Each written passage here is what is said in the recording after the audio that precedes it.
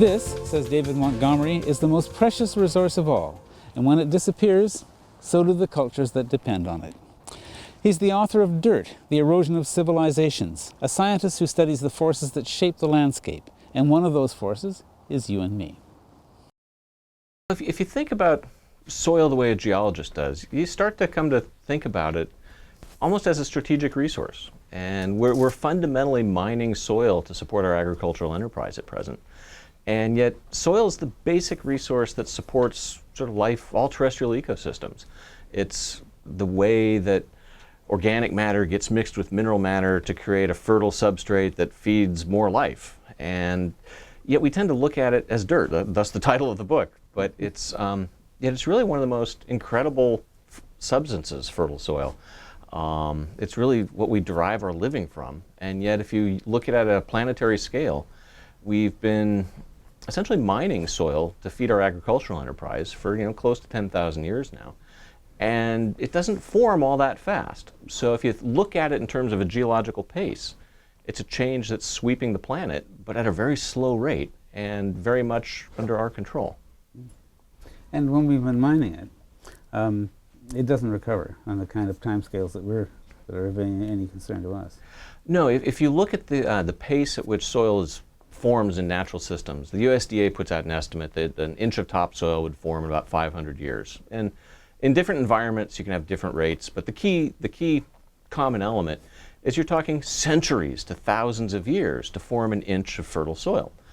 And yet if you look at the pace at which soil can be lost off of conventionally worked and plowed agricultural fields, you can be losing an inch in 25, 30 years at a rate that's a millimeter a year, slow enough that in any one year it doesn't seem like a big number.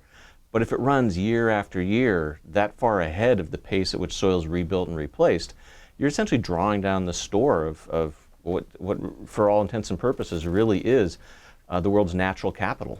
Yeah, and because our lifetimes are so short, it seems as though we're born, we look around, and we take whatever we see to be the baseline. Yeah, I mean, we're really good at that phenomenon of what's called the shifting baseline, where what used to be degraded becomes the new normal as people who don't know how good it used to be pass through the system, so to speak. But if you think like a geologist, one of the, with the background and training as a geologist, to sort of look at landscapes as transient, as things that change, that are not sort of cast in stone and fixed, the way that most normal people, most non-geologists sort of look at the land, because in our lifetimes, it doesn't change all that much. But you look at it over generations, and it can change a lot. And so the example of the Middle East as a place that was an agricultural paradise, that probably really literally was like the Garden of Eden, if you look back far enough. And then you look at it today, and those descriptions just don't match. There's some dissonance there. It's a good example of how things can quite literally change out from under a society if we don't pay attention to that most fundamental asset that humanity has, which is a fertile planet, fertile land, productive land. David Montgomery, professor of geology at the University of Washington and author of two important books, Dirt, The Erosion of Civilizations, and King of Fish, The 1,000-Year Run of Salmon.